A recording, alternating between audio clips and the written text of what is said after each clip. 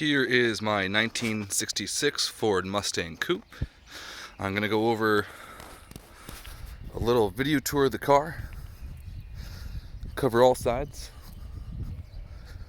point out the areas on the paint that are really damaged, kind of just show you the lines of the car, check out the engine, point out some of the problems.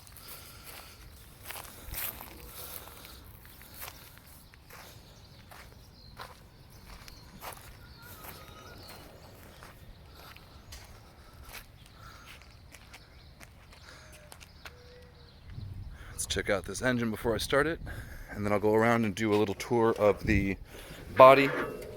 I'll have this polished up nice and neat for you. Here we have a straight six.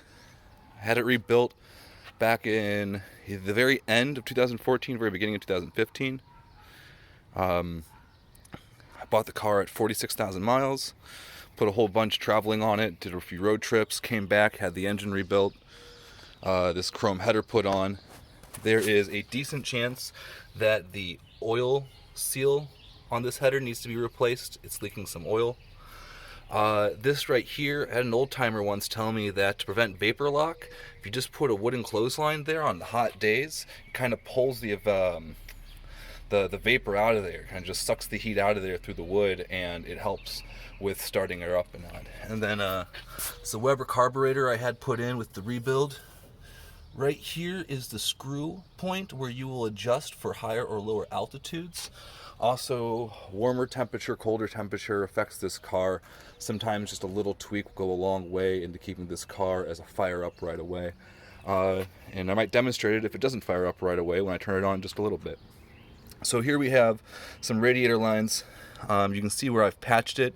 There are some holes that sprung. I know there's definitely a hole on each one of these, and there's a hole on either one of those. One of them might have been just a drip from the one above, but just to be sure, it was leaking here. The biggest problem about it leaking was before I zip tied it up like this to keep it off these pipes, it was dripping onto it and creating a white billowy smoke. Front end suspension was redone last couple years. Battery, radiator, solenoid, starter, alternator.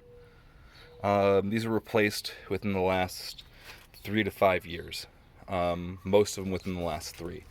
Last year, me and a buddy replaced the spark plugs, the lines, distributor cap assembly, all that stuff. This looks a lot better when it's in a matching chrome. I couldn't find one anywhere at a local auto parts store. That's definitely a piece you want to be on the lookout for. Someone stole it off me in Denver.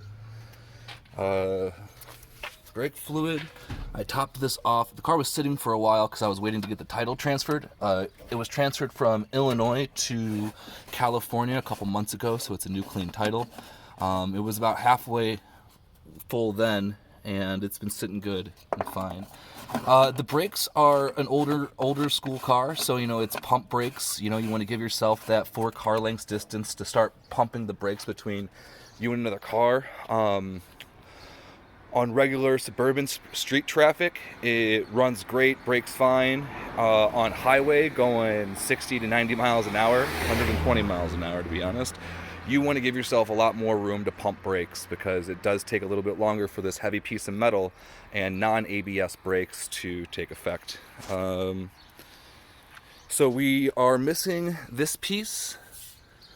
It was recently stolen off here. I don't know how, but it's Los Angeles. I don't think the front light bulbs, the yellow ones, they need to be replaced because I don't believe they turn on. We'll do a look at that when I turn the car and get her going. Tires are, I believe 1.5 maybe 2 years old, but I don't drive the car a whole lot as far as mileage, so they're still pretty good. 3 of the tires have this little plastic cap on it. One of them was kicked off by somebody a few years ago. I don't like them. I'm just keeping them on because there's no point in taking them off until I get new ones. It will need some emblems, some fresh emblems, decals. CJ Pony Parts have all that. So here in the wheel well we have some rust. This is going to be from ice in Chicago when this car was in Illinois for 8 years. I had it for 4 of those years that I was there. Originally, from what I was told, it was an Arizona car. It was a pair of brothers that found it, put a new engine in it. This is not the original motor. This is an inline 6, I believe, from a 1969 Ford Falcon when I looked up the VIN on it, but it's not matching to the VIN. But when I had it rebuilt, I had a high-performance camshaft, adjustable rocker arms put in it. It's a 1-barrel to a 2-barrel carburetor. From what I've been told and understand, a 4-barrel carburetor will be a lot better on this car. But this car has hella torque. I was able to get through the mountains of Denver last February during just horrible snow conditions.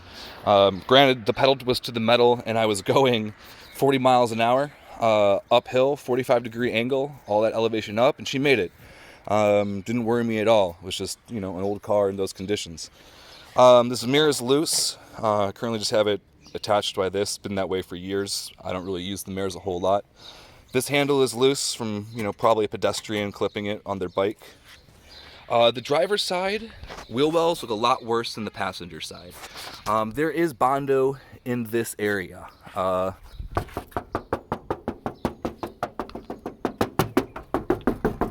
Different metal sounds, or different sounds from the metal to the Bondo. And that's kind of cracking in some of those areas where it's just been clipped by people and whatnot. Let me pop open the trunk for you, show the inside of that so you can see what all's going on in there. Pardon the clutter. So I bought it from a female Marine, 2013, 2014. They put this in, the people she bought it from were the ones that got it from Arizona, where she bought it. And they're the ones that put in this gas tank. So that is newer, but how new I can't tell. This sealer has been falling off, so you'd have to find a way to attach that to keep the rain in. I do have 2 subwoofers in here that, from what I've been told, are quality. They come with the car. There's some speakers that are in the back that are just not hooked up. The speakers in the front do work, and I'll show that in just a little bit. Just wanted to kind of show the inside of the car. The trunk area. So now we're going to go to the passenger side. That May 2020 is when the tags expire on this. So you can see some bubbling over here, but as you can see, this whole side is a lot better condition than the other side. No side view mirror here. Just got a new antenna. These Mustang logos pretty decent.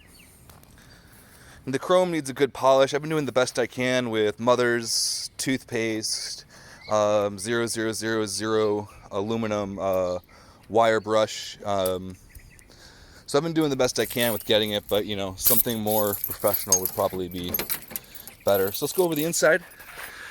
So we have some tears here in the leather. Good thing about these pieces is that they can be just replaced. Driver's seat's pretty bad. Right now I just have a little cover thing on it. I was pushing 300 pounds a few years ago, and that just blew out the seats. This car was definitely not made for somebody being that heavy, plus their friends. Back seat looks good.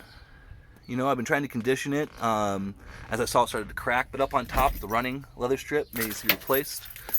And the passenger seat, these are brand new. I never installed them, but they come with the car, obviously. Passenger seat is nice. We have belt buckles, and then we have this needs to be replaced. I had to punch this hole in here because as I was driving, air was getting in. There's no chrome cover here, so I think air was getting pushed in through here somehow while I was driving, and it was causing this to push down while I was driving the top and bottom out. So I had to punch a little hole in here to get that good, but that needs to be replaced altogether. I'm going to start her up, and we're going to see if this goes in one go or if I need to tweak the carburetor.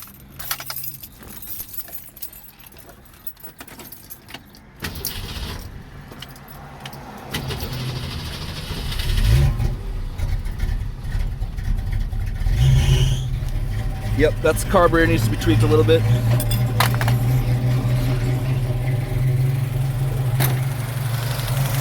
So I'm just going to go over here and I tweak it down just a little bit first.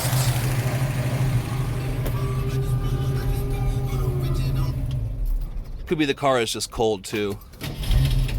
Okay. So we can see that just tweaking the carburetor a little bit to accommodate for how thin or thick the air is gets her started up again real quick. Now it's just the tiniest, smallest little adjustment I made. So I'm just gonna keep it here for a second so you can kind of listen to it.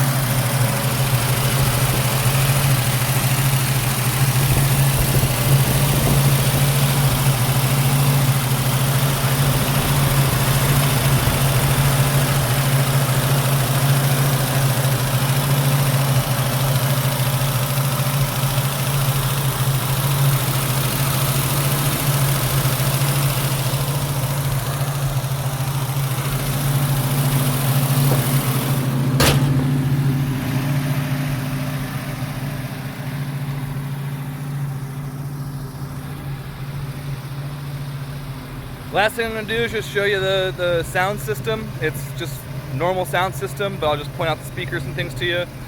Crank it up a little bit. I know on CJ Pony Parts you can get old replica radios that just fit right in. I bought it with the radio that it has. I like this cool little feature about it. Gas caps on the back.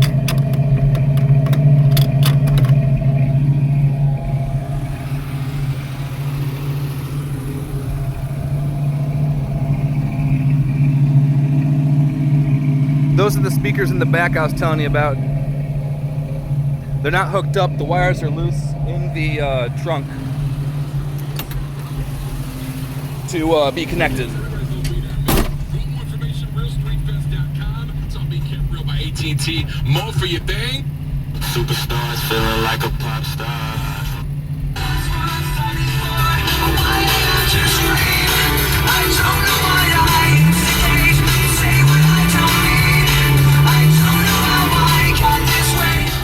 Alright, so fuel gauge works.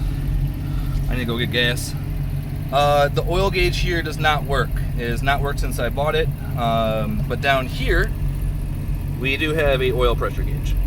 Engine temperature works. I believe the amps in the battery works, and obviously the speedometer works. Right now we're at 63,189, 190 miles. This works. Oh, sorry about that. We have, sorry about that. GT steering wheel, ignition, wipers, lights. I'm going to show you. Tail light works.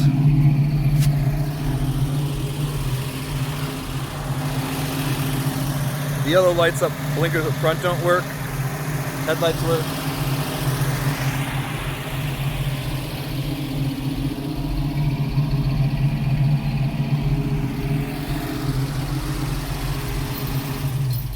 Alright, that concludes the video tour of the 1966 Ford Mustang. Let me know what you think.